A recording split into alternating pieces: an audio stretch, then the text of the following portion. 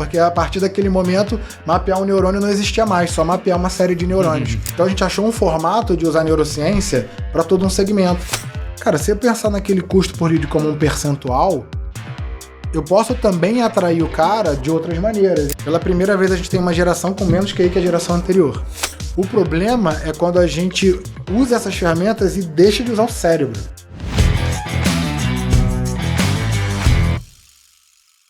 Seja muito bem-vindo a mais um SuporteCast. Meu nome é Rafael Braga, eu sou seu host por aqui. Estou aqui mais uma vez com o Francisco Barsi, o famoso Chicão da Suporte. Fala aí, Chico, qual o tema do episódio de hoje? Um tema muito tranquilo, como vender mais usando tecnologia e muita ciência. E o tema hoje é complexo, mas a gente tem especialistas aqui para falar com a gente. E agora, pela segunda vez, né, Gustavo? Terceira vez, Gustavo Lynch, o cara que toca a parte de tecnologia lá no Suporte, nosso sócio também. Seja muito bem-vindo a mais um episódio. Obrigado, Rafael. Mais um prazer estar aqui. É um tema que eu adoro falar. Sou fã de tecnologia, faço parte do time da Suporte. Hoje eu sou líder do setor lá de tecnologia. Tô amarradão pra gente tocar esse papo aqui. E uma honra também receber aqui o Alexandre Magno, cientista. Não é qualquer coisa não. Então, como o Gustavo falou, a gente está hoje com o Alexandre Magno, o cara que é cientista, empresário, especialista em tomada de decisão. Alexandre, você já era um cara que estava na nossa lista há um tempo, então muito bom ter você aqui hoje. Poxa, muito bom estar aqui, obrigado pelo convite. Sou fã de vocês, né? A gente está sempre juntos de alguma maneira. Vocês são uma empresa que investem muito, né, no setor de tecnologia. Eu acho que são um exemplo, né, para o setor todo automotivo. E, cara, é uma honra estar aqui e bater esse papo, que é o que eu amo fazer, né? Poderia fazer isso o dia inteiro com uma tranquilidade. Pô, obrigado pelo elogio aí. E assim, por que fez sentido pra gente fazer esse episódio? A gente já desenvolve muita tecnologia internamente, junto com o Gustavo lá e a equipe dele, e o que a gente percebe é que as coisas evoluem muito rápido o tempo todo. Mas tem uma coisa que não muda muito, que é a forma que o ser humano reage aos estímulos que a gente é o tempo inteiro bombardeado, né? Então, para dar um contexto para a galera do que você faz e a sua empresa faz, explica assim, de uma forma para o leigo, que tipo de ciência é a ciência que você estuda aí? Perfeito. A gente trabalha com interface cérebro-máquina, né? Então, o objetivo é entender o que você está pensando sem que você precise falar nada. E para isso a gente cria alguns algoritmos, né? Porque aí a gente coloca o equipamento na sua cabeça. Quando você sai da experiência, a gente já captou todas as emoções que você teve. E aí quando a gente correlaciona essas emoções com o teste, a gente consegue entender o que você gostou e o que você não gostou. Então se a gente alia isso ao consumo, a gente vai entender quais foram os estímulos que facilitaram uma compra, por exemplo, facilitaram a pessoa sair de uma experiência feliz com a marca, com a probabilidade de incentivar a compra, de ser um divulgador da marca, né? Falar com os amigos quando precisar. Então tudo isso a gente consegue medir antes, por exemplo, de uma empresa colocar alguma coisa no mercado, ou depois que ela já colocou no mercado e quiser entender o que ela pode melhorar, o que ela pode piorar, a gente consegue analisar aquela experiência como um todo e chamar o que a gente chama, e destacar o que a gente chama de satisfatores e insatisfatores. O que é satisfatório é o que me aproxima da tomada de decisão que eu quero que o meu cliente tenha dentro daquele espaço. E o insatisfatório afasta, né, daquela tomada de decisão. Então, quando a gente entende o que afasta e o que aproxima, a gente pode fazer um redesign daquele ambiente, daquela peça, daquele vídeo publicitário, né? Então, a probabilidade dele ser mais interessante, engajar mais, chamar mais atenção, vai ser, né, extremamente maior, assim, tipo 10, 15 vezes mais dele tomar a decisão. Pô, tem um livro, eu li esse livro há bastante tempo atrás, mas ele é muito famoso, é O Poder do Hábito. Legal. E eu imagino que ele passa por princípios que tem tudo a ver com o que você faz, né? Ele analisa que o comportamento humano, ele sempre passa por, vamos colocar aqui, você fazer alguém tomar uma ação, sempre passa por um gatilho que você cria ali, e aí a pessoa tem um certo estímulo que gera um gatilho na cabeça dela para que ela faça algum comportamento, nesse caso pode ser uma decisão de compra dentro de uma loja, escolher por um produto ou outro, e no fim das contas aquilo tem uma certa recompensa, né? Que é o final, que é o que faz você amarrar tudo isso para que aquilo vire um comportamento repetitivo, assim como um cachorro, por exemplo, você vai pedir para ele dar a patinha, ele vai dar e ele pega o biscoito e beleza, fechou o ciclo, né?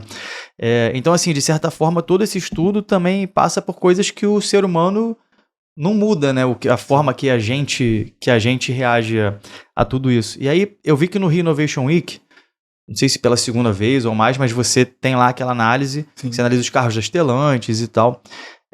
Que tipo de análise é feita ali? O que sai daquilo ali para o cara mexer no produto dele, mudar alguma coisa? Como que funciona isso? Perfeito. Nesse caso, como são protótipos não, né? O primeiro que a gente analisou era um protótipo, que era aquele carro pequenininho, né, da Citroën. E nesse caso, a gente foi analisar a experiência deles porque era uma coisa totalmente nova. A bateria na roda, né? Então, por exemplo, no carro que a gente analisou, no primeiro, a caixa da bateria, ela ficava próximo ao condutor e tinha aquele adesivo obrigatório do raiozinho, né? Então, cara, aquilo ali aumentava o estresse de todo mundo que entrava no carro. Legal. Então, por exemplo, uma das recomendações foi que retirasse aquela caixa dali e colocasse em algum local que o condutor não visse. Obviamente tem que ter o adesivo, tem que ter as questões legais, né? Que a gente chama de leis de signo, são os símbolos legais para que a gente possa ter uma interpretação do que a gente tem, só que a gente só tirou da vista do consumidor. Porque aí ele sabe que existe, beleza, quando ele tiver que abrir o carro, tirar o banco, ele sabe que tem ali a bateria dele, mas ele não vê todas as vezes que ele entra no carro. Então isso fez com que o estresse ao entrar no carro reduzisse. Então, como a gente faz análise antes e normalmente depois, a gente consegue ter justamente esse balizamento. O que melhorou, o que piorou, e aí a gente vai, né, afunilando e lapidando até chegar onde a gente quer no final. Vou fazer uma pergunta. Eu sei que você tem um aparelho que faz essa leitura das ondas cerebrais. Explica um pouco mais sobre ele. Perfeito.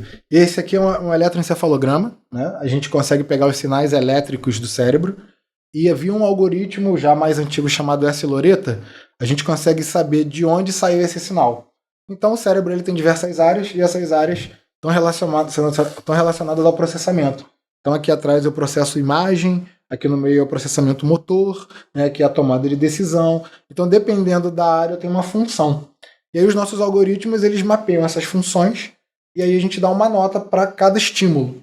Por exemplo, quando a gente vai ver um alimento, se a gente tiver vontade de comer, a gente vai primeiro ativar o corpo lateral geniculado, que é uma área de satisfação com o alimento. Eu vejo o alimento comer com os olhos, né? E já começa a gerar a sensação de fome.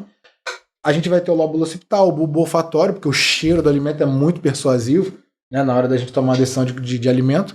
E aí a gente vai ver o núcleo accumbens, que aí é a motivação para tudo. Eu posso ter motivação para comer, para levantar da cama, para poder abrir um aplicativo, para poder fazer uma compra.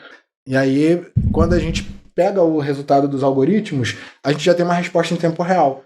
Há 10 anos atrás, a gente demorava meses para poder analisar. Hoje a gente já faz em tempo real e hoje a gente cria softwares para da demanda do consumidor. Então a gente está fazendo uma análise agora na Aquario e a gente criou uma saída de software para essa análise. Obviamente vai servir para toda a análise de ambiente, né, a experiência de ambiente, seja num estoque, seja numa loja, né? Uhum. Vai servir para tudo isso. Porém, a gente criou com as demandas que tiveram desse processo. E aí, como você falou, tudo é muito rápido hoje, né? Então, criar um software hoje já não é como era antigamente, você ficava 1, 2, 3 anos. Esse ano, em 3 meses, nós criamos 3. Então, a velocidade hoje é absurda e esses equipamentos nos permitem criar isso via API. A gente compra o equipamento, via API, integra os nossos softwares. E hoje a gente cria os nossos equipamentos também com a Firjan. Então, daqui a 6 meses a gente tem um pronto, no ano que vem a gente vai ter uma série de equipamentos que aí tem várias utilidades diferentes, desde ser implementado num API para análise no setor offshore, por exemplo, né? Como também a gente poder botar um fone de ouvido e ir para a rua e ficar se analisando o tempo inteiro, no final do dia, ver ali quais foram os nossos picos, por exemplo, de felicidade, ou de tristeza, ou de estresse, entender de onde vem esse estímulo, né? Por que eu me senti assim? Aí a ideia é essa, né? Extrapolar até o máximo possível, começando né, com a tomada de decisão do consumidor. Você precisa ter muitos dados para poder chegar a essa conclusão, né? Hoje a gente tem uma facilidade, né? Porque durante muitos anos a gente não tinha como analisar cérebros vivos. Então até a década de 80, o cérebro vivo era muito ruim de analisar. Você não conseguia analisar ele, por exemplo, tomando uma decisão que não fosse o cara travado, parado numa ressonância magnética, né? Ou com eletroencefalograma sem o algoritmo de rastreamento ainda, que não existia. E aí a gente tinha dados, né?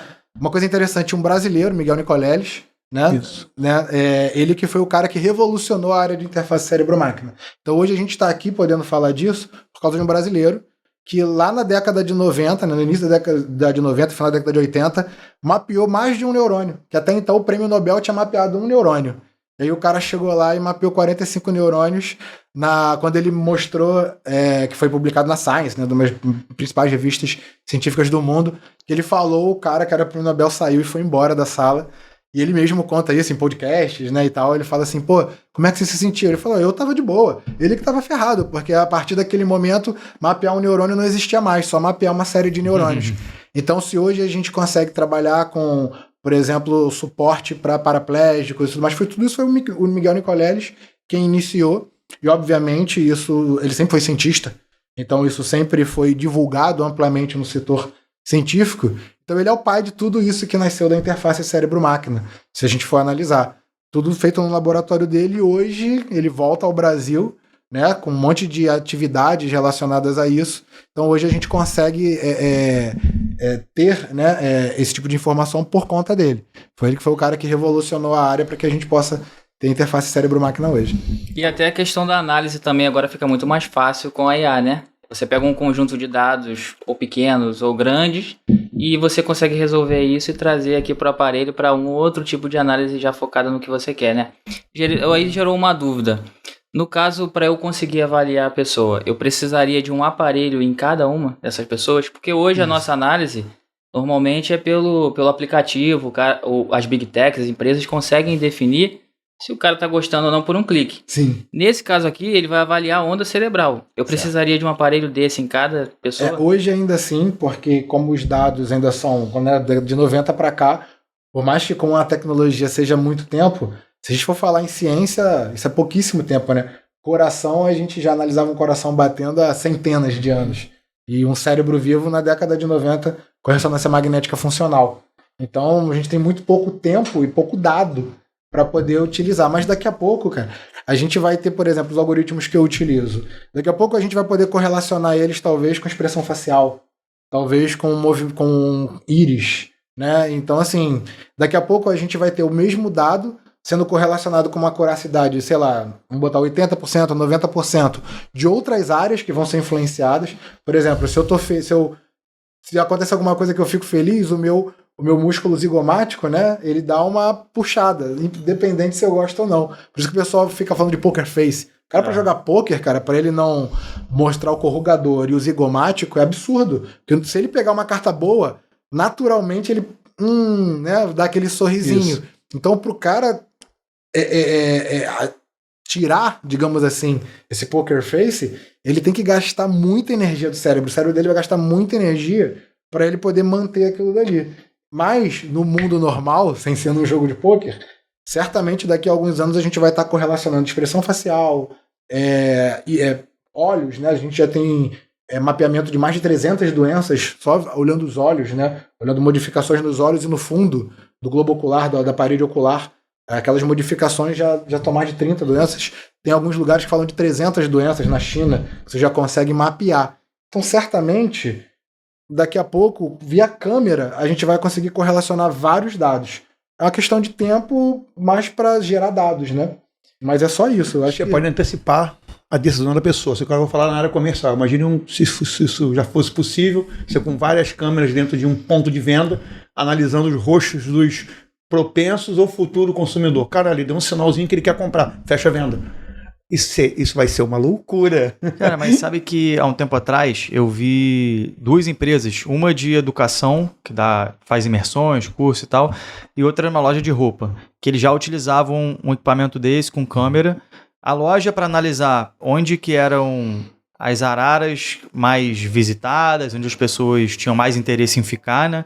E no curso era para ver em que momento tinha desatenção dos alunos, qual era o momento da aula que isso acontecia. Mas aterrissando isso aqui para a realidade, mundo real, Rio de Janeiro, lojas de autopeças, oficinas mecânicas, em que momento será que a gente vai ter isso com uma viabilidade econômica para a galera poder ter isso dentro de casa? Quero botar na minha loja porque eu vou poder analisar aqui e um sistema vai me dizer o que eu preciso mudar aqui dentro. Perfeito. Eu acredito que em 3 anos a gente consiga ter alguma coisa para vocês terem na loja, tá? Com equipamentos nossos. mas a gente já fez um modelo que foi testado agora com o Embratur, né? Que foi o seguinte: a gente precisava fazer análise de diversos pontos turísticos, que é o que a gente está fazendo no Brasil, e a um preço que tinha que ser viável para todo mundo. E tinha que extrapolar ainda o ponto turístico. Ele tinha que atender também a micro e pequena empresa, a lojinha de souvenir que tem lá no Cristo, por exemplo. E vou extrapolar ainda mais. A gente ainda tinha que dar dados de sustentabilidade para esse cara, para que ele possa investir em sustentabilidade. Então a gente tinha uma entrega, cara, que seria onerosíssima. Imagina, analisar vários pontos turísticos no Brasil, extrapolando esses dados para a lojinha e extrapolando esses dados para sustentabilidade, para que a lojinha possa investir mais em sustentabilidade, né? Então qual foi a saída que a gente achou durante 4 meses em reunião com a Embratur e vai para cá e vai para lá e vamos fazer... A gente achou o seguinte: a Embratur está pagando hoje por uma série de análises que vai ser gerado um guia. Então a gente achou um formato de usar neurociência para todo um segmento. Você pode fazer uma análise, por exemplo, em algumas lojas e gerar um guia para que vai beneficiar todas elas.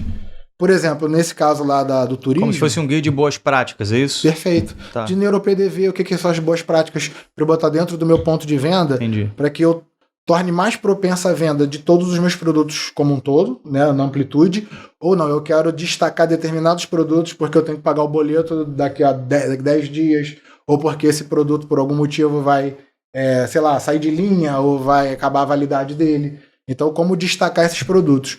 E aí, nesse caso da sustentabilidade, que era o mais difícil, né, o que a gente fez? A gente está criando um vídeo com várias práticas sustentáveis utilizadas desde grandes parques, tipo Disney e tal, Aquario e tudo mais, até lojinhas, né? O que pode ser aplicado na minha lojinha? Porque qual o problema do cara da lojinha? Cara, isso é caro para mim, por que eu vou aplicar em sustentabilidade? Mas se eu mostro para ele qual dos itens sustentáveis geram mais valor percebido para o cliente no final, o cliente está disposto a pagar até 30% mais por sustentabilidade. Sabe? Então, se eu dou para ele um guia dizendo, cara, ao invés de você mexer no esgoto, que ninguém tá vendo, cara, bota umas madeiras recicláveis, bota uma plantinha na tua loja, porque isso já vai mexer com o parasimpático das pessoas, isso vai fazer com que elas permaneçam mais tempo na tua loja, e aí aumenta a probabilidade de compra. Aí você vai trabalhar outros ativos para poder manter, já tô na loja há mais tempo, agora eu vou comprar o item A, o item B, fazer um cross-sell, né, alguma coisa desse tipo. Mas dentro daquele vídeo a gente está identificando quais fatores sustentáveis são mais importantes para o cliente. Porque aí eu digo para o cara, no momento em que você for investir em sustentabilidade, até porque diminui imposto, você faz um monte de atrativos também governamentais para isso, o cara sabe, beleza, já que eu vou investir em sustentabilidade, eu vou começar por aqui, que é onde eu gero mais valor percebido para o meu cliente final, onde eu consigo reverter essa mudança de fato em dinheiro. Então, eu acho que uma maneira fácil hoje da gente atender segmentos inteiros é via associações, né? Então a gente está tendo uma conversa, por exemplo, com o Sebrae. Então, para um segmento, você não precisa cada loja ter uma análise. Pega ali um pool de lojas, desde uma loja mais furreca até uma loja que seja referência no segmento, poxa, que aí a gente vai conseguir ter um quadro muito interessante de mostrar, tá vendo? Como que esse estímulo faz a diferença no final. Um exemplo prático naquele evento do NeuroPDV. O cafezinho no final, no checkout, diminuiu o estresse em 70%. Então assim, você tá chegando para fazer um pagamento. Ali a gente fez no formato de um cafezinho, né? O cara tem um cafezinho ali no checkout. Mas aí o cara tá recebendo uma recompensa, ele tá... Digamos, você tá recebendo uma massagem, né? Pô, já que eu vou te dar o meu cartão, me dá uma massagem aí. Então, por exemplo, no nosso ramo, né? No ramo de vocês, principalmente, automotivo, o homem, né? É hegemonia, né? Tem muito mais homens do que mulheres. Então o cara tá acostumado a tomar o cafezinho. Então o cara chega ali no... É um momento de relaxamento. O café não é o café. O café ali é um momento de relaxamento, é uma pausa, é o cara que ele tá pegando ali no trabalho, como é que eu vou tomar um cafezinho? Então existem diversos fatores subjetivos ali envolvidos. Então, quando a gente faz uma análise que pode ser transformada num guia, isso, cara, vai para um setor inteiro e aí é super viável. Até porque hoje, com os nossos algoritmos, a gente caiu o preço de uma análise do que o mercado cobra hoje em 5 vezes. Sabe? Então, o que o mercado cobra hoje, a gente consegue cobrar 5 vezes mais barato e entregar mais rápido por conta dos algoritmos. E essas análises é feita através de IA? Você usa IA? Então, hoje a gente usa IA mais para montagem, né, de alguma coisa, do tipo, a gente pega os dados, e aí pega esses dados, correlaciona, gera Por exemplo, agora no nosso sistema, a gente fez um corte de vídeo. Por quê? Tirar o vídeo do óculos, jogar para um sistema, cortar para o lado que eu quero e jogar depois de novo, dava muito trabalho. A gente demorava 40 minutos, às vezes, por uma experiência de 10. Então a experiência levou 10. Mas para eu... Dá o resultado de tudo. Demorava 40. É. Tudo bem que isso já é muito rápido. Ninguém entrega nessa velocidade hoje, acho que no mundo. Mas a gente podia ser muito mais rápido. Então o que a gente fez? Via IA, agora o vídeo já vai direto pro equipamento e ele já corta. Por quê? Porque ele sabe quando o equipamento foi desligado. Então quando a gente para ali o equipamento, ele já corta o vídeo no final e a gente disse para ele o quanto que ele cortar do início. Então a IA só identifica se o vídeo realmente começou como a gente fez. A gente deu um comando de OK, então a gente simplesmente dá um OK na frente da câmera e aí a IA já percebe aquilo ali e corta. Então assim, já vai facilitando. Porém, a gente hoje tem mais de 1000 análises, mais ou menos. Cara, com a IA, quando a gente implementar uma análise de dados ali, aí o bicho vai pegar. Hoje a gente não consegue ainda, porque durante esses 10 anos, cara, foi software de uma empresa, depois de outra, e depois de outra, e depois fazendo no Excel. Então a gente configurar esses dados para que a IA consiga ler tudo de uma forma única e dar uma interpretação pra gente, é o nosso desafio atual. Né, para poder usar esses dados que a gente já tem. Mas, cara, botou isso na internet, correlacionou com pesquisa científica, com outros artigos. Com a IA hoje, assim, daqui a 5 anos eu não consigo nem imaginar como vai estar. Porque daqui a uma semana vem uma IA e Eu acho que isso é um desafio geral das IAs. A dificuldade delas hoje é manter o contexto cada vez maior. Acho que a que é maior hoje é a do Google e a do GPT, que também tem uma ferramenta para isso. Então, qual o defeito hoje da IA? Ela alucina. Quando você chega em determinado ponto que você está tão conversando e tanto conhecimento que ela tem ali, ela começa a inventar assuntos porque tem muito conteúdo. Quando isso aumentar, a taxa de contexto, eu acho que o céu é o limite. Verdade. Vai ficar muito bom. Você falou uma coisa interessante na sua resposta anterior. A impressão que eu tenho, então, que livre-arbítrio é meio que uma falácia, né? Cara, assim, existem níveis, né, de livre-arbítrio. Se a gente for pegar a tomada de decisão e quebrar ela em várias partes, a gente vai ter a primeira parte filogenética, que é onde a gente não tem controle nenhum. Né? A ontogenética a gente já tem controle, que é a vida em tempo real, digamos assim. E vai ter a parte cultural, que é onde a gente quer estar fazendo coisas de um contexto social. Eu não vou fazer uma coisa que seja socialmente repreensível, né? Então, dentro do filogenético, nosso livre-arbítrio é 0. É tipo, você pisou na pedra e você tira o pé da pedra rápido, porque lá atrás um hominídeo pisou na pedra, não tirou rápido o suficiente, cortou, e aí infeccionou, ele morreu, não passou essa informação via genética, né, via seus herdeiros, né, seus parentes genéticos. O cara que tirou a pé com rapidez, essa informação foi gravada e eu passei isso, e todos os meus filhos ali, meus parentes, tenderam a tirar o pé mais rápido. Então, o ramo filogenético, a gente não tem controle. No ontogenético, aí a gente já começa a ter controle. Né? O controle mínimo, inicialmente, e outro depois mais refinado. Tipo, eu sou bebê, levantei, rápido, caí. E aí, o que eu faço? Eu levanto agora um pouquinho mais devagar, e aí isso vai sendo gravado, e aí tem um momento que eu nem sei mais como é que eu levanto. Eu simplesmente levanto, e eu não tenho a menor consciência disso, porque já virou automático. Né? Então o ontogenético acontece em tempo real. Qual que é a grande questão disso? Um comportamento ele é um engrama, ele é um conjunto de neurônios que quando a gente coloca esse equipamento com uma outra visualização, que é a visualização 3D, né, a gente vê aquele conjunto rodando, por exemplo, quando eu vou escovar o dente. Eu tenho um engrama de escovar o dente. Por quê? Porque quando você escova o dente, você já fez isso tantas vezes, habituou, né, aquilo ali já cristalizou, né? Virou um hábito que eu não preciso pensar. Então, teoricamente, na minha tomada de decisão presente, é uma média da minha tomada de decisão passada. Então, teoricamente, você não tem livre-arbítrio no presente. Porém, quando a gente para refletir sobre uma situação, beleza, não vou tomar a decisão. Vou simplesmente parar agora e refletir. Aí você começa a ver que tem mais opções. E aí o que eu faço? Eu vou na internet, vou no Google, vou no ChatGPT, né? E aí começo a botar mais informações no meu cérebro. E aí eu começo a gerar mais subsídio para a tomada de decisão. Então eu consigo manipular essa questão do livre-arbítrio dessa maneira. Né? Se a gente for falar só sobre biofisiologicamente falando, cara, qualquer cientista vai dizer que você não tem livre-arbítrio. Então acho que a nossa grande questão como seres humanos é assim, viver como se de fato existisse em todos os níveis e trabalhar sempre para que a nossa tomada de decisão atual não seja impulsiva. Porque se ela for impulsiva, o nosso engrama, o nosso circuito, vai sempre reproduzir aquela mesma resposta, que é mais fácil. Até no trânsito. Você vê que o GPS te mandou pra cá. Não, mas eu tô acostumado a vir pra cá, acho que o GPS tá errado hoje. Pum, você se ferra, né? Por quê? Porque a tua engrama automatizou ali. Não, sempre pra cá é melhor. Então, eu acho que assim, a dica pra gente ter livre-arbítrio é tentar não tomar decisões impulsivas. Não tentar tomar a primeira decisão que vem. Mas a gente sabe que isso também é evolutivo, porque a gente gasta menos energia no cérebro. E o cérebro é muito caro. 3,5 kg gasta 20% da nossa energia, pelo menos. Então ele é muito caro. Toda vez que a gente precisa refletir, isso gasta muita energia.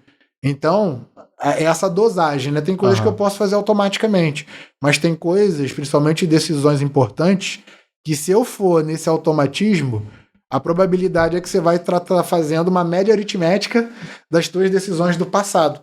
Ou seja, livre-arbítrio aí é muito pequeno, né? Muito nulo. E o fator cultural, desculpa que eu esqueci, esse é rápido. É simplesmente o que a sociedade acha legal ou não acha legal. Nossa cultura, né? É basicamente isso. A gente vai resolvendo problemas. Culturalmente, a gente vai moldando a nossa tomada de decisão para que ela seja uma coisa socialmente aceitável. E aí isso é uma faca de dois legumes, né? Porque também, para ser socialmente aceitável, a gente pode tomar decisões que sejam ruins, né, pra gente, assim, do ponto de vista pessoal. Do ponto de vista mercadológico, o perigo é você estar na modinha, né? Então, tá todo mundo comprando isso, então eu vou comprar também porque tá na moda. Mas é menos perigoso. Do ponto de vista pessoal, é mais perigoso essa tomada de decisão porque automatiza, que você falou do hábito. Aí, depois de automatizar, cara, para você desautomatizar alguma coisa é 10 vezes pior. E se você tiver passado dos 30 anos, a neuroplasticidade reduziu pra caramba. Ou seja, cara, não é que truques velhos não possam ser ensinados para cachorros, né? Truques novos para cachorros velhos, né? Mas é que dá mais trabalho. Eu até vi um exemplo recente usando isso no futebol, trabalhando com a IA, o software de IA. Ele analisou os vídeos o jogador bateu os últimos 10 pênaltis, ele analisou todo o vídeo do jogador batendo pênalti. E no pênalti que ele ia bater, o próximo, a IA já sabia qual canto ele ia bater, porque ele sempre agia da mesma forma. Então já era automático, já estava fazendo daquele jeito o cérebro dele. Você vê, o algoritmo entendeu o algoritmo do cara ali, da tomada de decisão dele. E assim, se a gente, por exemplo, pegar um ambiente e quiser mapear uma tomada de decisão, a gente pode. Por exemplo, pegar uma planta baixa ali de uma loja e vou mostrar ali qual é digamos assim, o itinerário natural que o cara vai fazer. Beleza, via filogenética. Como que eu posso induzir esse cara para ir para determinados lugares? Filogenética foi aquilo que a gente falou, são reações que o livre-arbítrio é zero. Então o que vai depender disso são as saliências. Tudo que é uma saliência num estímulo, o nosso cérebro presta atenção. Então, tipo, aqui tá tudo verde e preto. Se de repente essa tela ficar vermelha, todo mundo olha para a tela vermelha. Porque foi uma saliência visual devido ao contraste. Aí no ontogenético, cara, aí você vai depender um pouco de que a marca que você vende seja uma marca legal, né? Que vai me ajudar, que o cara, já comprei essa marca, então eu vou comprar de novo. Outras coisas que vão me ajudar é se eu destacar aquele produto de alguma maneira. Então, assim, esse produto não é a melhor marca do mercado, mas ele foi a mais vendida.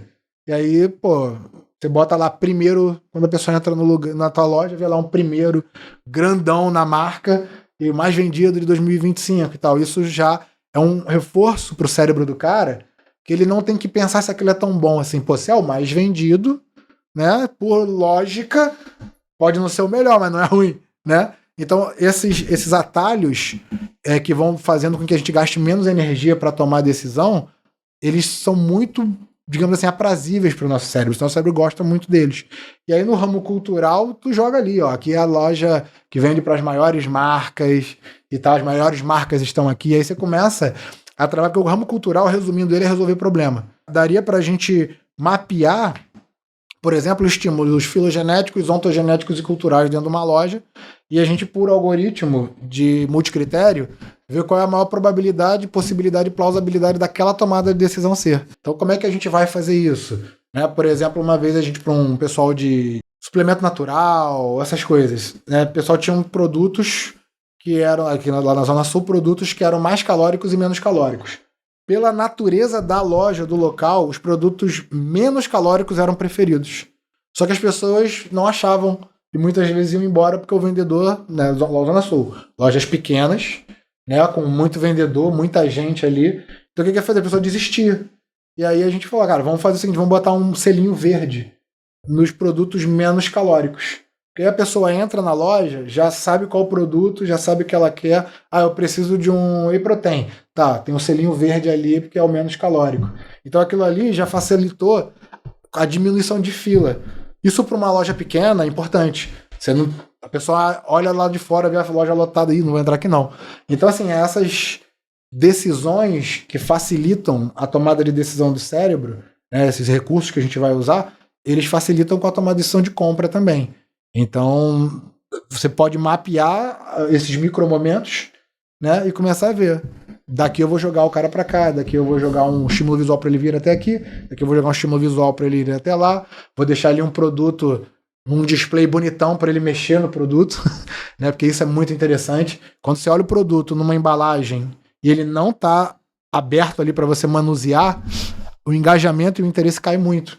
Então, se você tem ali numa prateleira produtos embalados, é legal que tenha também um aberto ali para a pessoa poder manusear e tudo mais, que aí depois ela pega o embalado, sabe? Então, são sutilezas que quando a gente vai mapear, a gente vê que fazem uma grande diferença. Alexandre, você falando isso tudo, chega à conclusão que nós somos bem preguiçosos, né, cara? A gente quer tudo muito fácil, né? Quanto mais, então, o lojista facilitar para a pessoa, é assim, o nosso cérebro, então, ele quer economizar energia, né? Porque ele gasta muito, é difícil de repor, preguiçoso, né? A gente, cara, você botou o sinalzinho verde lá para ele pegar a proteína dele menos calórica. Ele vai pelo caminho do menor esforço, né? Então, basicamente, o cérebro faz isso. Então, a gente é um... Então, é o seguinte, eu não fazendo exercício, eu estou de acordo com o meu cérebro. Aproveitando até esse gancho que o Chico deu, eu queria a sua opinião sobre o seguinte tema. Sobre a evolução das IA, cada vez mais a pessoa fica mais preguiçosa em se aprofundar em determinado assunto. Até porque ela bota uma mensagem ali, a IA já dá um contexto super bom para ela e cada vez mais ela vai tendo preguiça de se aprofundar no assunto. Qual a sua opinião em relação a isso? Deixa eu só complementar a pergunta, depois termina, por favor. Você acha que a pessoa, conforme vai passar o tempo, ela vai ficando mais burra ou não? Você acha que ela vai ficando mais inteligente porque ela tem acesso àquela informação? E uma pergunta aqui, complementando isso aí, que você já falou por isso, eu também já te perguntei. Você não acha que o excesso de uso de IA, a resposta vindo muito rápido, não pode plastificar a nossa mente e a gente bater ali assim, não vou exacerbar aqui minha opinião, bater em um teto de desenvolvimento? Cara, ser humano. Isso é um assunto extremamente importante porque tá ficando perigoso. A gente já tem pela primeira vez, desde que o teste de QI foi inventado em 1900, pela primeira vez a gente tem uma geração com menos QI que a geração anterior. Então isso já é um sinal de que essa preguiça está prejudicando as crianças. Outro sinal, em 2016 eu estava fazendo um projeto, trabalhava com ômegas, né? E ômegas são muito importantes para o cérebro. São ácidos graxos, né? São altamente calóricos e muitos dos compostos neurais são de ômegas. Por exemplo, a baía de mielina, que é o corpinho do neurônio, né? O que capa o neurônio, ele é ômega 9. Então, por exemplo, quando uma pessoa tem Alzheimer, ela tem buracos na baía de mielina, ou seja, ela tem buracos, tem essa perda de ômega 9, e informação como é a eletricidade, cara, é um fio desencapado. Então a informação se perde no trajeto do neurônio. E o que a pessoa tem quando tem Alzheimer? Uma das questões é que ela não se recorda. Por quê? Porque parte da informação foi perdida por causa do fio estar desencapado, entre diversas outras coisas. Aqui é bem resumidamente falando, né? Então o que acontece? Nesse ano, eu estava lendo artigos europeus falando que os autistas, olha isso, 2016, 10 anos atrás praticamente, iriam aumentar de 1 para cada 30 casos para 1 para cada 10 nos próximos 10 anos. Que isso? E hoje a gente vê o autismo sendo muito maior. Meus sócios, cara, metade dos meus sócios tem filho autista. E não são autistas, né? Então a gente vê. E lá nesses estudos dizia que era por causa da nossa alimentação pouco nutritiva. Então, por exemplo, não só a questão da IA, mas a nossa alimentação de fast food está causando problemas como o autismo, déficit de atenção, síndromes de atenção como um todo, muito maiores. O problema é quando a gente usa essas ferramentas e deixa de usar o cérebro. Então, beleza, eu uso o ChatGPT, mas eu nem avalio aquela resposta, eu dou um Ctrl+C, Ctrl+V e jogo. Isso é prejudicial. Agora, se eu uso o ChatGPT, avalio aquela resposta, de repente modulo ela, trago mais informações, parará, isso fica... Aí eu estou fazendo um bom uso, porque eu estou refletindo, eu estou colocando, digamos assim, a minha questão ali no meio. Alexandre, mas eu tenho que automatizar algumas coisas. Cara, beleza, mas só de você automatizar e analisar aquela automatização, você também está usando o cérebro. Exatamente. Até se você for ver quem colava na escola, o cara vai ter que escrever aquele troço, ele vai passar por aquilo e ele vai... Cara, todo mundo fala, eu fiz cola na escola, quando você fazia cola, a maioria das vezes você não usava, porque você fazia cola, você aprendia o que você fez. Nesse caso, a galera tá dando Ctrl+C, Ctrl+V no ChatGPT e acabou. Não tá nem lendo o que tá escrito ali. Pois então, é. A sua opinião é que, sim, as pessoas vão ficando mais burras com o tempo. Vão, e a gente tem visto isso provado cientificamente, né? A gente tem hoje uma geração com QI menor que a anterior, e isso nunca aconteceu. Desde 1900, quando o teste de QI foi inventado. E é muito do que você falou do uso, né? Porque a revolução da IA, ela praticamente deu um reset no mundo. Olha só, todo mundo vai ter acesso à mesma base de conhecimento. O médico lá, ultra formado, cara, você tem acesso àquela informação ali. Você pode se aprofundar ou não. Só que a maioria das pessoas nem se importam com isso. Então, ela quer praticidade, igual o Chico falou, cada vez mais rápido ela quer fazer e vem a preguiça junto. Tá bom, tá pronto e vamos que vamos. É isso aí. E atrapalha. E assim, tudo que vocês estão trazendo sobre esse tema me mostra assim como eu fico ansioso para botar a mão nessa tecnologia, para analisar tudo isso, assim, que seja em algum momento que a gente possa conectar um sistema na nossa empresa e analisar os dados dos nossos clientes em tempo real. Porque eu fico pensando na jornada do cliente, a gente tem lá, desde o primeiro ponto onde talvez um promotor nosso visite fisicamente o cliente, a gente analisar a forma que ele se apresenta, a linguagem que ele usa, o que ele vai mostrar no tablet que ele apresenta lá. Se for um contato virtual, às vezes ele acessando o nosso site B2B, que os nossos clientes têm acesso lá para fazer as próprias compras. Se a gente tiver na mão, de forma muito rápida, o que está sendo usado, o que não está, o Gustavo, que é quem cria todos os sistemas lá, as interfaces que o usuário vai usar, cara, o poder que isso teria para aumentar a venda é um negócio de maluco. Até a própria comunicação no WhatsApp, quais palavras a gente está usando e tal. Então, assim, se a gente tem isso em tempo real, quanto será que a gente não tira de resultado em cima disso? Sim. Hoje você vê, a gente faz as análises, depois usa o dado de um grupo de pessoas para poder tomar decisão para todas as outras, né? Então você vai lá, analisa quem é o público, faz as personas, analisa um determinado Muito número parecido com a análise de eleição, né, política. É probabilidade. É bem parecido, porque você não tem como analisar todo mundo, né? Na política, então, que é o âmbito que você vai analisar todas as pessoas de uma cidade, de um estado, de um país. Você não tem como analisar todo mundo. Então você pega os perfis daquelas pessoas, pega um grupo de até 4, quer dizer, a partir de 4, eu gosto de no mínimo 4 pessoas de cada persona serem analisadas, e aí a gente consegue ter uma ideia. Isso já é um passo absurdo. Quando a gente passar a poder analisar, por exemplo, todas as pessoas em tempo real em relação ao comportamento, aí você vai poder, por exemplo, pela IA, fazer uma oferta específica para aquele cara. Ou, por exemplo, uma coisa... Há muito tempo atrás eu tive uma distribuidora. E aí eu tinha feito via Excel, né, um algoritmozinho, que era o seguinte: quando o produto chegava, eu tinha 28 dias para pagar o boleto. Então ele tinha que sair em 28 dias.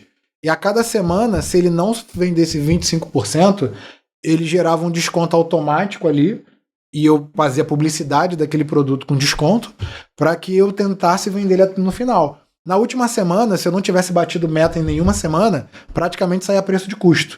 Porque o importante para mim era ter o valor para pagar ali no final. Voltar o caixa. Voltar porque eu ganhava vários benefícios pela quantidade que eu pedia. Então eu não me interessava pedir menos, porque eu ia deixar de ganhar esses benefícios. Então, nesse caso, esse algoritmo foi utilizado de uma forma muito chula, com contagem de estoque. Agora você imagina o seguinte: o cara tá falando com o teu vendedor e aí de repente o próprio algoritmo já gera 3, 4 possíveis respostas que você possa dar para ele, ou o cara tá fazendo a compra e na hora que ele tirou lá 1 ou 2 itens da sacola, e na hora que ele foi fechar, antes dele fechar, ele recebe um pop-up dando 10% de desconto naqueles itens que ele não pegou, né, pra ver se ele pega, então isso poderia ajudar. Aí você fala assim, Alê, mas aí o cara vai toda vez abandonar a sacola só pra ganhar o desconto. Aí entra uma brincadeira que pode ser feita. Pô, eu já fiz muito isso lá no início eu comprava muito no e-commerce, na época, anos 2000 e pouco. Submarino e Americanos, que era basicamente os dois. Eu comprava DVD de surf por lá.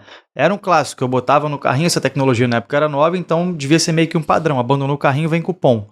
Fazia isso sempre vinha um cupom, eu jogava lá e entrava. Pois é. Hoje até tem algumas empresas, tipo de aviação, né, principalmente, né, Decolar e tal, que, cara, quando você entra de novo, ele já reconhece o teu IP, já vai aumentando o preço. O lojista, o cara tem que estar sempre surpreendendo, né? Quem tem loja física e recebe as pessoas, é um café, é um ar, é limpeza, é arrumação de loja, que eu acho uma coisa fantástica. Autopeça a gente não tem esse hábito, tem algumas que já pensam nisso, né? Em deixar o ambiente menos confuso e mais agradável. Iluminação é uma coisa que eu acho que trabalha muito no cérebro. E eu vejo que as autopeças têm uma dificuldade em entender que luz é vida. Entendeu? Assim, tem autopeça que parece uma caverna, né, cara? Então, assim... E você iluminar uma peça já gera uma saliência visual. Então, assim, pô, uma coisa simples como... botar um spot daquele que você compra na lojinha de madeira, que cola, né, com 3M, e ligar numa peça, já destaca a peça na hora que o cara entra na loja. São coisas que a gente não observa, né? Isso é legal porque quando a gente fala em ponto de venda, na verdade a gente pensa muito nessas coisas que a gente está falando agora, que são visuais, né? Só que tem tanta coisa que você falou aí agora na jornada do cliente, no meio do caminho, que você pode incentivar de alguma forma, que... eu acho até que existem algumas ferramentas já, né, para a gente poder fazer isso. Você falou sobre coisas que não necessariamente precisam de uma super tecnologia. Só que você precisa ter o conhecimento de que isso existe. Como você falou, a questão de um manual de boas práticas que a gente poderia ter para utilizar de uma forma mais direta dentro das lojas. Mas ainda assim, eu imagino que deva ter muita particularidade que você só vai ver a hora que você de fato tiver os dados. Porque você comentou agora... analisando tudo isso que você falou, se eu conseguir criar algo mais randômico com o cliente, a dopamina dele vai aumentar e tal, e talvez eu consiga fazer ele voltar mais vezes. Mas aí pensa, por exemplo, um cara que vai numa padaria todo dia de manhã, ou num mesmo restaurante, sei lá, e o garçom já até sabe o que ele quer. Ah, é o de sempre? É o de sempre. E o cara tá lá todo dia no de sempre. Também tem coisas que a gente não sabe, pelo menos do nosso lado, né, com a nossa singela inteligência nesse assunto, que é muito baixa, a gente não sabe analisar um padrão ainda do que acontece. Uma coisa interessante, por exemplo, nesse caso da padaria, eu tenho certeza, vamos chamar ele de Seu José, né? Seu José vai na padaria todo dia, já senta, o pessoal já sabe o que ele quer, já traz, não precisa abrir uma palavra. Mas imagina que amanhã entrou um funcionário novo na padaria, e aí trouxe pro Seu José, além do que ele pede, sei lá, ao invés de, o cafezinho dele que tem um browniezinho, ele trouxe 2. Seu José, obrigado por vir todo dia. Seu José já vai ter uma percepção diferente. Aí, de repente, no dia seguinte, ela veio e um pãozinho de queijo. Tô dando um exemplo que o Seu José é super importante pra padaria. E que aquilo ali não vai fazer nenhuma diferença no financeiro dela. Mas, cara, você concorda que o Seu José dificilmente vai numa outra padaria agora? Porque, pô, além do cara já me conhecer, todo dia eu recebo um mimo, eu recebo uma coisa, eu sou agraciado de alguma maneira. E muitas das vezes a empresa, ela pode imaginar isso. Hoje muita empresa faz marketing digital. Então ela tem um custo por lead, né, um custo ali para atrair aquele cliente. Cara, se eu pensar naquele custo por lead como um percentual, eu posso também atrair o cara de outras maneiras. Então, assim, a primeira compra sua vai ter um desconto maior, que é o normal. Cara, você tá pagando lead. É a mesma coisa. Só que o lead custa, sei lá, R$10 num ticket médio de 100, é 10%. Então, beleza, vou te dar 10% de desconto na sua primeira compra. Ah, mas eu já estava disposto a dar 10% pro cara porque a primeira compra dele. Tá bom, então agora eu tô dando 20%. Né? Porque o que eu tô fazendo? Eu tô simplesmente transformando o meu custo por lead num benefício pro cara diferente. Tô falando de desconto, mas podia ser uma outra coisa. Às vezes o cara chega ali no checkout e é a primeira vez que ele tá comprando. E assim, eu não tô com essa ação disponível de 10%. Só que o cara chegou ali e eu percebi que ele teve uma necessidade e de repente eu vou lá, saiu com 10% de desconto. Não, o senhor saiu com 10%, foi a primeira vez que o senhor está vendo, o senhor não falou, mas a gente já identificou aqui e deu esse desconto para o senhor. Então, essas coisas surpresas, né? Elas também vão ser bem vistas. Então, é muito interessante que a gente consiga, nesse momento de falar com o cliente, tentar surpreender ele. E legal que a gente tenha uma certa autonomia, por isso que eu falei do custo por lead. Porque se o vendedor ele tem uma autonomia de desconto, ou de dar um brinde, ou alguma coisa do tipo, ele vai quebrando ali o cara, né? Eu brinco que uma venda é igual o caso O.J. Simpson, que o cara não tinha como ganhar e ganhou, né? Por quê? Porque ele quebrou cada argumento contra ele, um por um. Chegou no final, por lógica, os caras deram a liberdade para ele e ele era culpado, né? Então é a mesma coisa ali no momento de venda. Se o vendedor tiver uma autonomia, tiver 3 ou 4 trunfos ali, ele de repente quebra de uma maneira muito interessante. Tem um case que é da aviação, da Southwest Airlines, que foram eles que introduziram essa questão da passagem barata. Antes deles, o avião você tinha comida pra caramba, não sei o quê. As passagens eram caríssimas, ficaram um serviço de luxo. Aí a Southwest percebeu que ela podia concorrer na parte rodoviária em diversos lugares dos Estados Unidos, porque os Estados Unidos é um país continental. Se eu pego um ônibus para uma cidade do extremo sul pro extremo oeste, pro extremo leste, cara, é uma passagem de ônibus caríssima. Então os caras começaram a fazer o quê? Tirar a cozinha do avião para ter mais espaço, e aí os caras entraram no setor rodoviário. Só que aí o que acontece? Começaram a ser vistos como barato, e aí eles começaram a ter problema nas viagens mais caras, que é onde vinha o grosso do dinheiro. E aí eles começaram a entender que eles tinham que treinar os funcionários para que eles resolvessem todos os problemas dos clientes. Todos os problemas dos clientes. A qualquer nível. E aí o case, né, dá um livro do Jim Collins que fala sobre isso, né, que são as 500 empresas mais valiosas do mundo.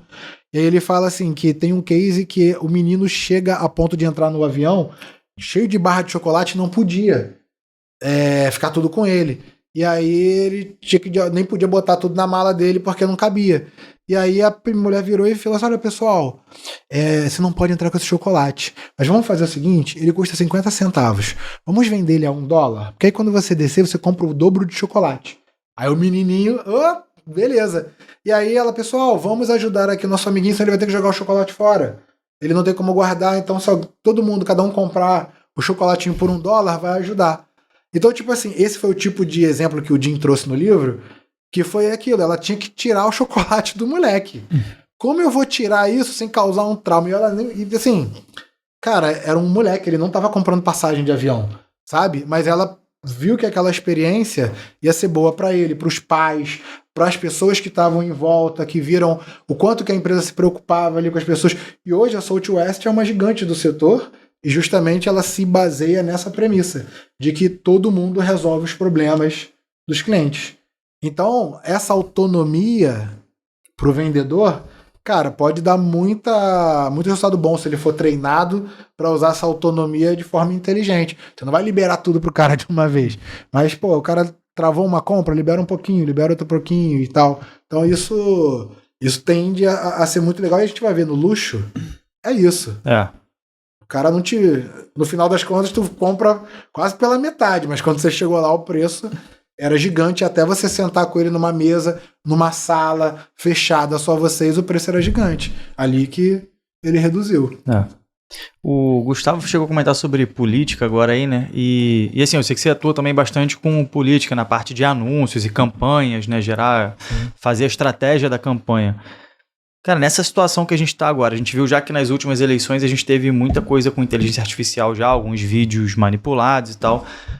O que você está enxergando em termos de, não digo nem manipulação de resultado, de resultados, manipular, na verdade, vou refazer minha pergunta aqui, em termos de manipular a opinião das pessoas, mas não com coisas fake, eu não estou falando do fake aqui, mas manipular com desejos que você vai bombardeando aos poucos certos recortes da sociedade, com que você entende que aquilo vai fazer a decisão delas virar para o outro lado. Como que você acha que isso está evoluindo e pode chegar aí numa próxima eleição aqui no Brasil? Perfeito. Hoje, assim, muita gente fala assim, poxa, muito maquiavélico, né?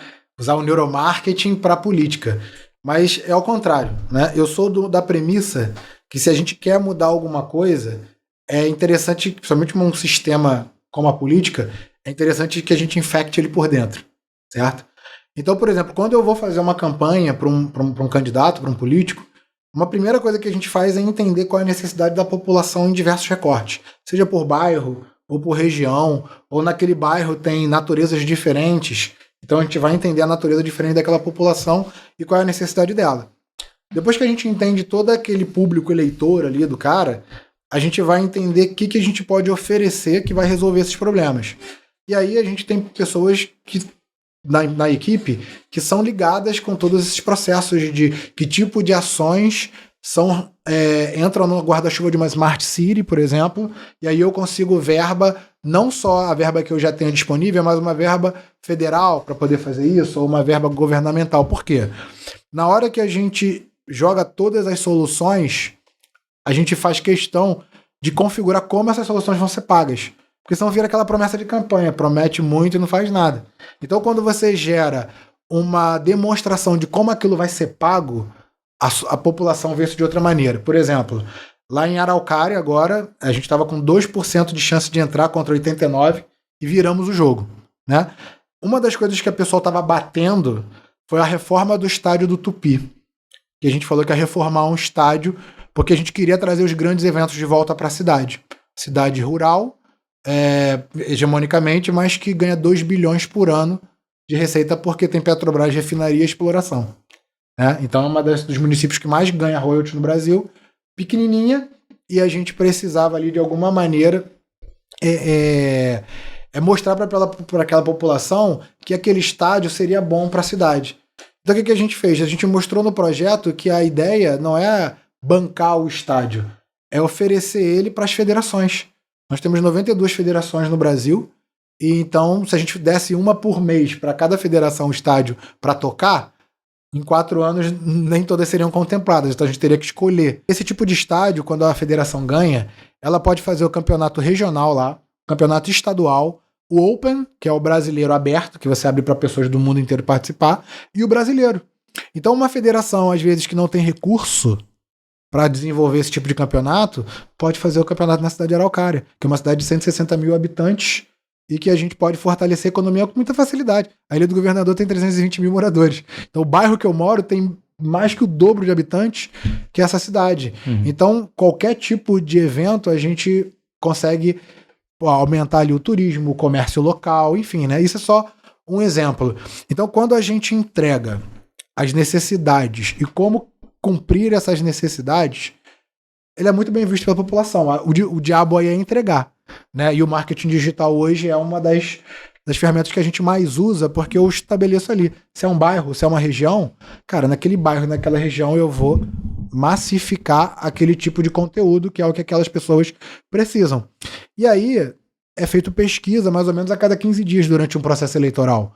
E a gente consegue entender dentro de cada uma dessas regiões como é que tá a temperatura do que a gente fez, se tá sendo bem visto, se não tá, quem é o outro cara que tá sendo bem visto, quais são as propostas dele, porque aí é uma questão de posicionamento, né? Se eu tenho um candidato que tem A, B e C melhor do que eu, e eu tenho D, E e F melhor do que ele, eu vou focar no que eu tenho melhor, né? E vou focar, de repente, em como eu posso melhorar o que esse cara tem que eu não tenho como, né? Por exemplo, aqui no Rio, pela primeira vez, um subprefeito da Zona Sul foi eleito vereador, pela primeira vez na história.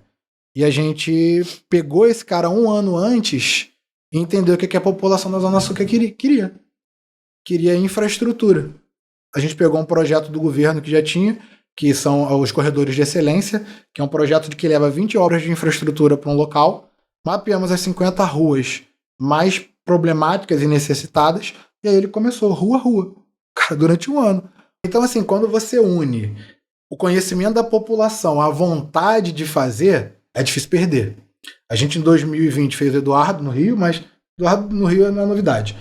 Em 2022, a gente fez um deputado estadual e um federal, todos de primeira viagem, hoje, inclusive, é vice-prefeito do Rio, né? Mas os dois nunca tinham sido eleitos, e um foi eleito com mais de 100 mil votos para federal, e o outro com mais de 30 mil votos para estadual.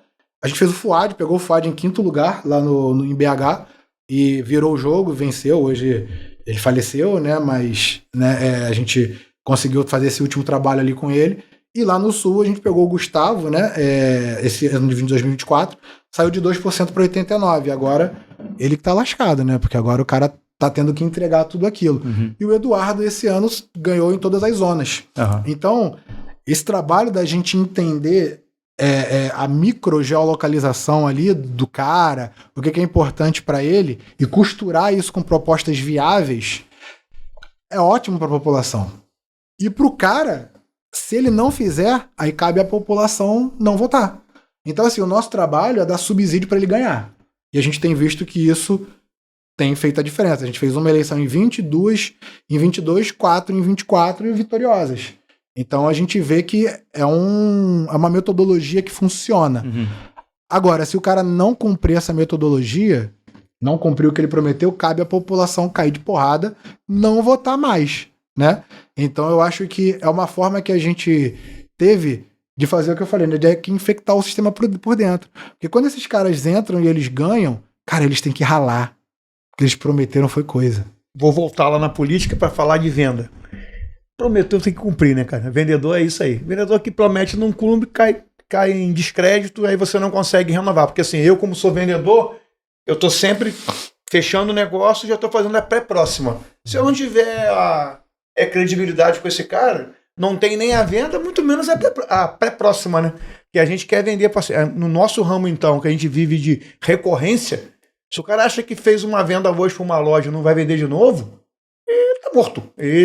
Daqui 2 meses ele tá fora, tem que trocar de ramo, vai vender outra coisa, não é isso. Porque o nosso ramo é recorrência. Então tem que atender bem, entender o cara. Assim, o que eu achei legal aqui da conversa, quando essa tecnologia for muito barata e acessível, que aí vou cair na linha da preguiça, que o meu cérebro é preguiçoso, é você poder ter essas respostas antecipadas.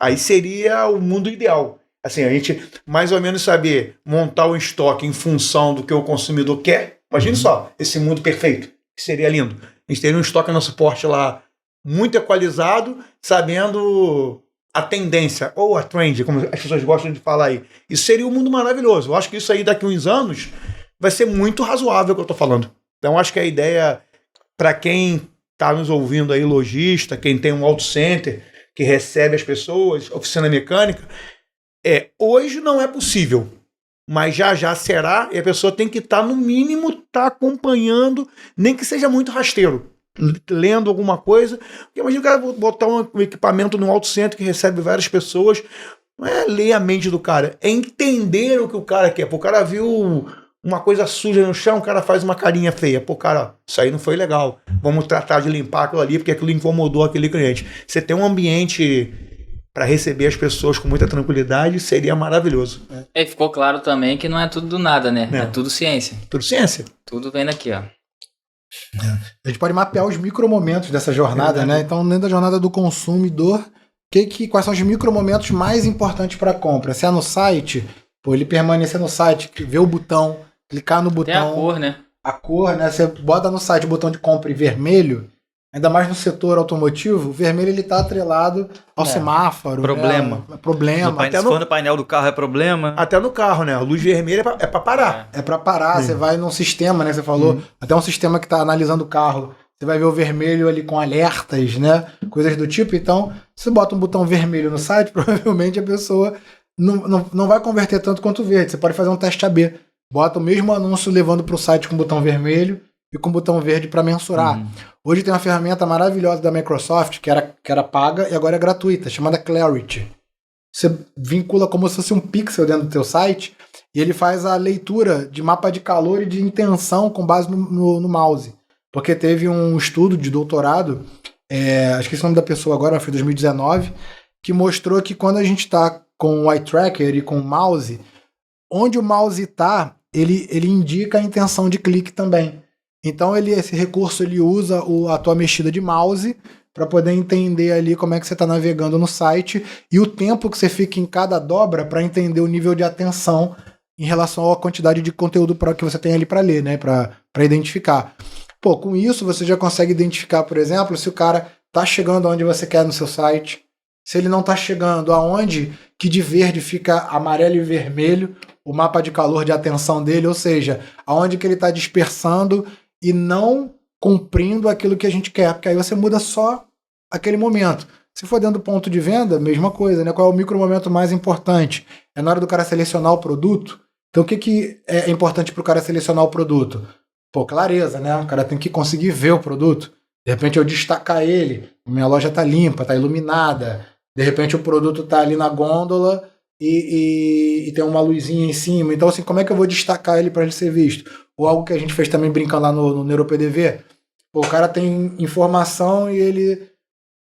Quando vocês já descobriram que quando o cara para ter que perguntar alguma coisa, reduz a probabilidade dele comprar aquele produto. Então, por exemplo, o QR Codezinho do lado do produto, e o cara vê ali a informação por conta própria, de repente também já vai facilitar, porque ele não precisa perguntar para ninguém. Dali da informação você já tem o pixel do cara também, que ele verificou aquele produto, então dali ele já pode receber. Enfim, né? Uhum. Então a gente mapeando a jornada do consumidor, a gente pode entender esses micromomentos que afastam ou puxam ele, né, para conversão, e aí a gente pode mudar, né, esses micromomentos para poder fazer com que facilite essa conversão no final. Cara, esse tema que você trouxe é uma das coisas que eu mais tenho lido recentemente, que você falou muito sobre a interface do usuário com a máquina, né? Você comentou sobre o mouse, o olhar, e recentemente a OpenAI comprou a empresa do Johnny Ive. Johnny Ive é o cara que criou praticamente todos os produtos Apple que foram os mais bem-sucedidos até hoje. Ele criou o design do iPod, criou o design do iPhone, participou também do projeto do Macintosh na época, né, que veio a ser o Mac. Então, só que o principal disso é que ele foi o cara que ajudou a revolucionar a forma que o usuário se relaciona com a máquina. Então, por exemplo, o iPod introduziu um botãozinho que você passava o dedo rodando e você conseguia passar por uma lista inteira dentro de uma tela pequena, que ninguém sabia como ia fazer aquilo. Mais tarde depois, os gestos que a gente usa, todos os gestos que a gente usa no celular hoje, esse cara criou. Legal. O pinch to zoom, que eles chamam, que é essa pinça que a gente faz com a mão, gestos de arrastar para cima, tudo veio daí.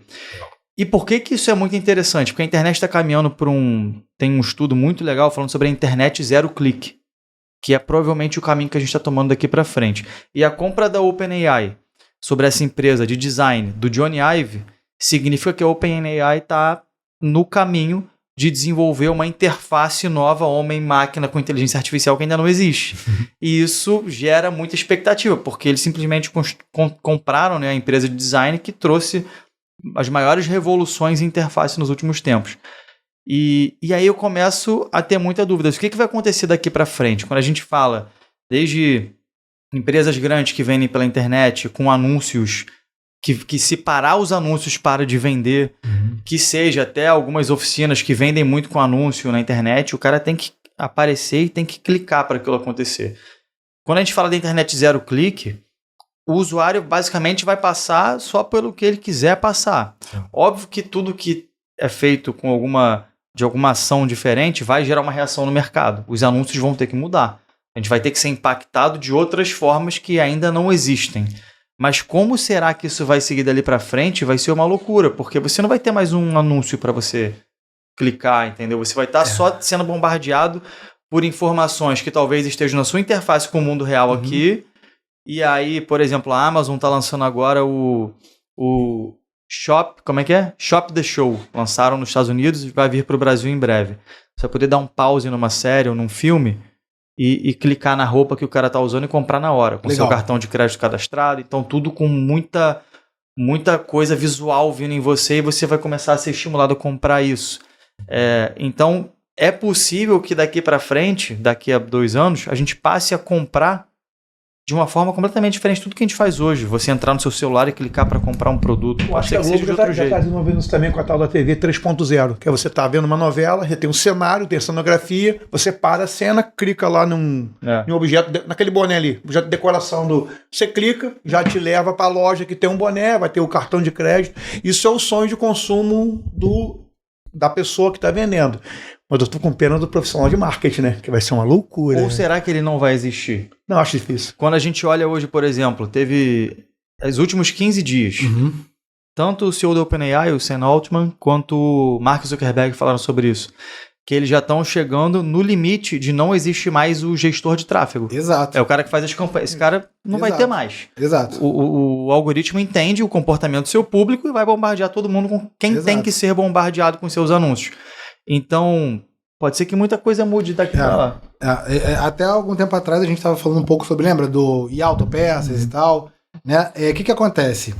O mercado de autopeças, ele hoje é um mercado que necessita muito de tecnologia e é um mercado que, na minha opinião, está com medo dessa revolução tecnológica. Concordo. Né? Então, eu até já falei várias vezes com amigos, né, que já tiveram aqui nos podcasts, que daqui a 5 anos eu imagino que 50% do mercado possa ter mudado se não se adaptar às questões que estão vigentes, né? Então, até por isso, né, aquele esforço que eu estava fazendo do IA Autopeças, eu tirei ali porque eu falei, cara, é 5 vezes mais esforço para gerar resultado do que em outros mercados, né? Então, o que eu fiz? Eu joguei esse esforço do IA Autopeças para uma IA da minha, de marketing, né? Porque o que eu imagino no futuro, como você falou, eu não imagino nem que existam mais agências de marketing. Por exemplo, eu estou criando um ADN IA, né? O que é isso? São, cara, são 84 assistentes comandados por um agente, né? Porque o assistente, ele só faz aquilo. O agente, ele tem a capacidade de, sei lá, pegar e mandar um e-mail, né? Fazer algumas outras coisas que o assistente ali tá mais no operacional. Dentro dessas 84 funções, cara, a IA, por exemplo, poderia ser treinada por uma empresa como a Suporte. E aí ela vai entender toda a suporte, fazer todo o planejamento de marketing online, offline, subir anúncio, fazer tudo, sabe? Então hoje, como eu tenho um programador robusto lá, alguns programadores na Neurosciences, inclusive hoje eu sou sócio da UFRJ, da COP, né, em alguns algoritmos, e a gente ganha programadores. Então a gente ganha pessoal de mestrado, doutorado, que é programador e vai trabalhando ali com a gente, né, por conta disso. Então, cara, eu vejo hoje que muita gente está fazendo isso, então as agências de marketing, elas estão criando assistentes e demitindo algumas pessoas, que a IA já está fazendo o trabalho delas. Eu estou fazendo um pouco ao contrário, eu estou mantendo as pessoas, mas eu estou especializando elas para coordenarem esses agentes. Então, o meu gestor hoje, daqui a um ano, ele não vai mais abrir o Google, nem o Facebook. O que ele vai ter que fazer é avaliar se aquela IA ela tá gerando o que a gente espera. E tudo automatizado. Então, o que eu imagino, cara, é que daqui a alguns anos, se não for a DNA, vai ser alguém que fatalmente já está construindo alguma coisa parecida por aí. Entendeu? Eu tô fazendo para mim porque eu tenho uma necessidade própria da empresa. Mas alguém está fazendo para vender para o mercado. Alguém está fazendo porque vai arrumar um investidor e vai explodir isso no mercado, certamente. Mas eu vejo isso. Eu vejo que a IA chegou no nível hoje que já proporciona ela ter um entendimento rápido e preciso de uma quantidade de dados que pode ser da minha empresa. Todo o histórico da minha empresa de 40 anos e como ela foi evoluindo e como é a venda hoje, sobre os relatórios de tráfego, sobre os relatórios digitais dela e aí essa IA vai ter um entendimento como um todo da minha empresa. Vou subir dados de geomarketing do local, do Rio de Janeiro, ou disso e daquilo. Hoje tem várias empresas que geram esses dados, Economapa, Geofusion, né? Tem outras de IA agora que estão lançando gratuitas também. Depois eu posso lembrar o nome, vocês colocam lá na legenda, que é legal, que a galera vê quantas oficinas tem naquele local, quantas autopeças, né? Você consegue ver quanto que cada uma fatura mais ou menos, então você entende ali, dentro daquele local, eu tenho um gasto de 13 milhões com peças e manutenção veicular. E eu tenho, sei lá, 50 autopeças ali, sendo que nessas ferramentas você vê até o faturamento do cara. Então, essa aqui fatura X, Y, então eu estou entendendo que dentro desse mercado, essas aqui faturam X, que é mole de eu tirar delas. Porque eu tenho o diferencial, meu ponto de venda é mais bonito, eu tenho mais, meu marketing é melhor, meu preço é melhor, então eu ganho dessas aqui fácil, sabe? Então você consegue imputar esses dados e aí entender você, a tua empresa, né?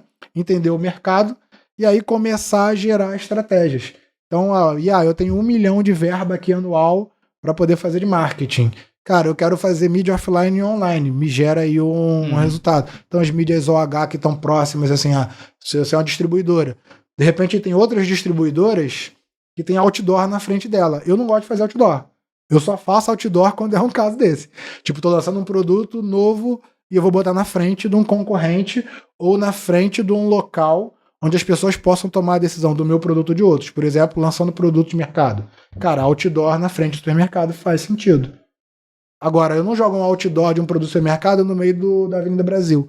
Largado, entendeu? Não faço. Porque para isso eu prefiro gastar R$2.000, que provavelmente vai ser o preço daquele outdoor, 2 a 5, no marketing digital. Ah, Alexandre, mas o cara que tá passando ali, ele não vê o celular. Não, ele não vê. Mas como ele passou ali, até 2 semanas ele vai ser impactado. Então ele vai ser impactado em casa ou em outro lugar, sabe? Entende? Então quando a gente vai mensurar, tem coisas que dão mais resultado que outras. E a IA, cara, vai fazer isso em tempo real, de acordo com a tua verba, de acordo com o histórico de compra do teu cliente. Se bobear, já vai mapear aonde que o teu cliente faz a compra e enfim, né? E otimizar investimento, né? Na prática é isso. Na prática. Acertar mais, né? É o que todo mundo precisa. Ele vai ser impactado na hora mais cultural do dia, que é quando ele vai ao banheiro. Isso aí. É a hora de maior atenção ao celular. Daqui a pouco a gente vai ter que fazer um site que seja bom para o agente entrar e entender qual é o modelo de compra para ser facilitado, né? Porque é o agente que vai comprar. Eu vi algumas questões sobre isso, né? A gente fala muito sobre SEO, né? Que é otimizar o motor de busca para os buscadores, mas é o que você falou, é um campo que está surgindo agora, que é otimizar tudo que você faz ali para os agentes funcionarem, para a IA poder ler aquilo da melhor forma, porque se eles vão começar a fazer os anúncios daqui a pouco, quem é que tem que entender melhor aquilo? É mais a IA do que uma pessoa que vai olhar na tua homepage. Exatamente. Gente, a gente está no limite do nosso tempo aqui, no estouro já, e para a gente manter a tradição aqui, considerações finais, Chico, passa aí. Cara, foi papo, sacrificava aqui o dia inteiro conversando, porque é fascinante. A gente não sabe onde isso vai parar, porque a gente tá no início, né? Assim, ficou um montão de... Pra mim, né? É inesgotável. Isso aí dá pra conversar, aproveitar, e quem tem loja, tô olhando ali pra câmera ali, cara, tem que estar minimamente ligado nisso, mínimo. Porque, assim, já está mudando o modo de consumo pós-pandemia. Acho que a pandemia é um marco para a gente como consumidor. A gente mudou muita coisa. Eu, vou falar por mim, eu mudei muito o jeito de eu consumir, porque eu não era feito a comprar nada por celular. Isso já mudou. O concorrente do lojista não é o cara que está do lado. Tem gente muito poderosa vindo. Se o cara não mudar o jeito que ele pensa, ele está fadado a desaparecer. Vou deixar uma mensagem aqui meio apavorante. Fiquei com essa mensagem empolgante. Empolgante e animadora. Gustavo, considerações finais, manda aí. Cara, me amarrei no papo. Assim, cientificamente, tô abismado aqui, muita informação. Minha cabeça tá pirando aqui. Sobre a IA, eu fico muito entusiasmado, gosto muito do assunto. O que vier pra gente revolucionar o mercado, ajudar o mercado, eu acho que vem pra somar.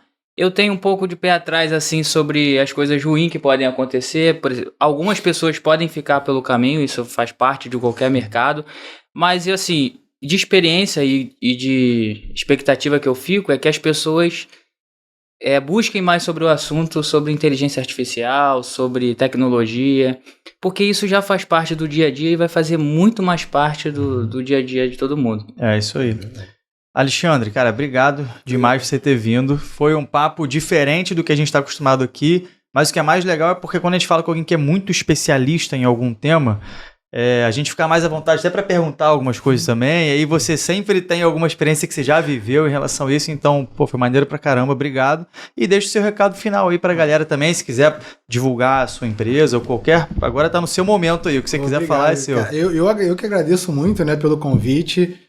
Sou fã de vocês, eu acho que dentro do mercado vocês são uma grande referência, então é muito legal para mim tá aqui com vocês, né, de alguma maneira. E, cara, acho que meu recado, né, como você falou, é pra gente estar ligado na tecnologia, não deixar isso para depois, porque isso já aconteceu ontem. Se eu deixar para depois, você já tá perdendo tempo, né? E hoje, assim, quem quiser conhecer um pouquinho mais, é neurosciences.com.br, nosso site. A gente está desenvolvendo equipamentos, softwares. hoje trabalhando com grandes empresas como Boticário, Aquarrio, Grupo Cataratas, né, e por aí vai. Mas a gente tem sim soluções para pequena e média, como eu falei, guias que a gente pode desenvolver para todo um setor, todo um segmento. Que eu brinco que a minha missão é democratizar a neurociência. Por isso que no nosso projeto de marketing a gente vai doar os nossos primeiros equipamentos para que dentro das faculdades possa ser utilizado. Lá na UFRJ, onde a gente fica baseado, a gente está também desenvolvendo um projeto onde toda sexta de tarde os alunos vão poder ir para o laboratório fazer análise dos seus projetos. Então, assim, hoje a gente já consegue cobrar 5 vezes mais barato do que, por exemplo, a empresa número 1 no Brasil, né, nossa concorrente, e a gente quer ainda muito mais. A gente quer deixar até o ano que vem 3 vezes mais barato do que é hoje ainda. Então é realmente democratizar para que todo mundo possa ter, porque o autoconhecimento, né, a gente quando conhecendo o nosso consumidor, isso é muito importante para que a gente possa escalar nossas vendas. E a gente também se conhecer, né? Então eu puxo a sardinha para a gente ouvir falar sobre hábito, entender um pouco mais sobre como que o uso de tela e o uso de IA pode dificultar, né, o futuro das nossas crianças. Eu acho que isso também é um alerta que fica não só para o setor de autopeças, né, para a galera se ligar, porque quem não se ligar já está começando a cair no precipício, né? Como o Chico falou, é meio maquiavélico, mas é essa a realidade, a gente tem que ser real. E também a realidade é que quem conseguir se adaptar, tá tudo no início, então assim, tá tudo meio parelha. Você que não conseguiu entrar ainda agora no mercado, com tecnologia, e tá entrando agora, cara, daqui a um ano você tá na frente de 90%. Então, tá tudo muito parelho. A hora é agora, esse é o momento. Quem não aproveitar, cara... Legal. Para mim, eu sigo assim no mesmo raciocínio, porque esse momento que a gente está tendo agora, essa virada tecnológica, eu acho que é a primeira vez que a gente tem um avanço tecnológico muito grande que não envolve você investir caro para entrar. Então a gente teve, de muitos anos para cá, evoluções, por exemplo, em computação. Quando surgiu o notebook era caríssimo, quando surgiu o celular era caríssimo, quando saiu a televisão pela primeira vez, tudo começa caro. Só que a gente está numa revolução onde a tecnologia que chegou nova, que é a IA, está aí para usar. Várias você entra e usa de graça. Então, essa é a primeira vez que entrou algo muito revolucionário e democratizando o uso. Então, por isso que eu acho que essa é a maior oportunidade para quem faltava ali, talvez, um investimento a mais, um incentivo a mais para conseguir botar todo o potencial para fora, tá na hora. Tá na hora, agora deu para essa galera chegar e ter acesso a tudo isso. Então, esse papo, para mim, que a gente teve aqui, pode ajudar muita gente aí a dar aquele pontapé inicial ali para começar. Boa, tomara. Obrigado de novo por você ter vindo. Galera, vocês encontram a gente no Instagram, no @suportecast, Suporte Distribuidora, no @Suporte Distribuidora, e eu no @RafaelBraga1, beleza? Esse foi mais um Suportecast. Até o próximo episódio e tchau. Tchau.